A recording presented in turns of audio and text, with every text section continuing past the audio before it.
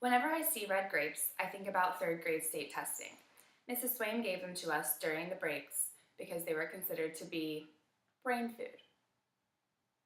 I may have done something fun during my junior or senior years of high school, but my main memories consist of slaving over SAT and ACT study guides, just trying to decode what the test makers wanted me to know.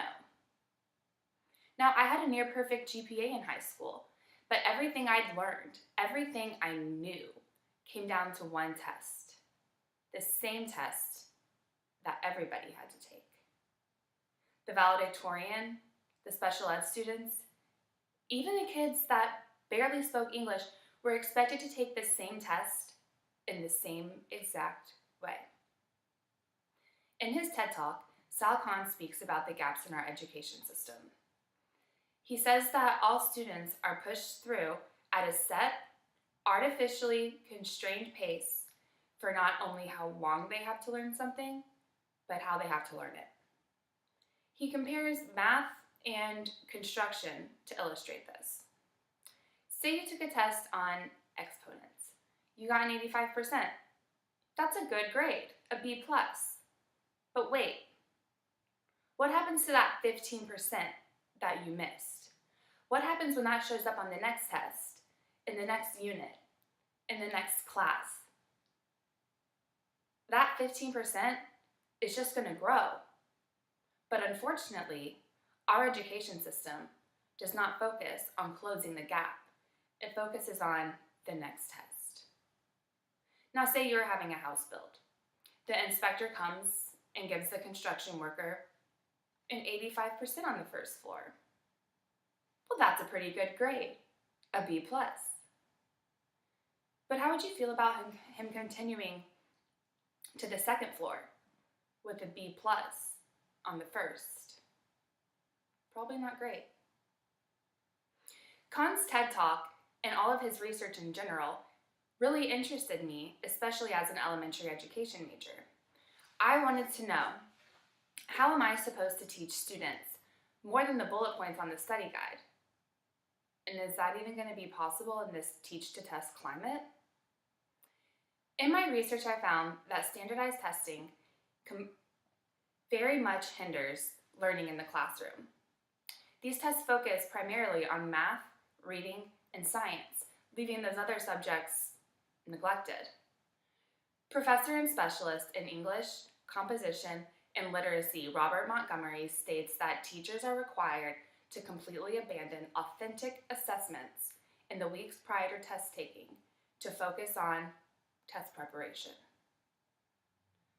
So what are these students missing in these monotonous, tedious lessons where they're beginning to be taught that all that matters is their score? I crammed for tests. And I had a lot of resources to succeed. I had well-educated parents. They bought me the study guides, the books, the flashcards. They paid for tutors. I went to study groups. But what about the kids that don't have those resources? Not only are standardized tests anxiety-provoking, nerve-wracking, nauseating, they're insensitive. They have no way of factoring in diversity, individuality, or the quality of instruction.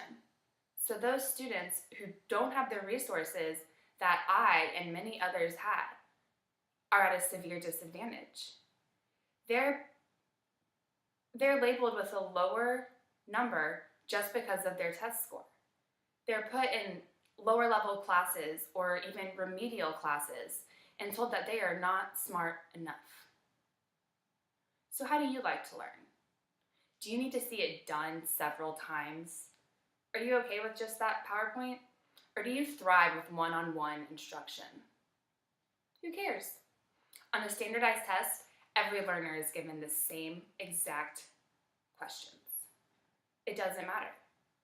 So on these high-stakes assessments, your individual learning style and knowledge might be a liability.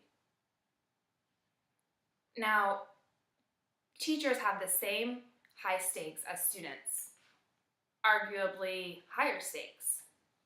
Their salary, their entire job is contingent on the scores that they produce. Entire schools have to restructure if their test scores are too low. This is the numbers game. If you teach in an affluent area, the students might have more resources to succeed, resulting in higher test scores. Now, in a less privileged area, the opposite might be true. So, in many ways, this has nothing to do with the aptitude of teachers, but the living and learning style of their students. Professor Montgomery says that the question of how do we help our students learn is replaced by a far less important question of how do we raise our students' test scores on these high-stakes assessments.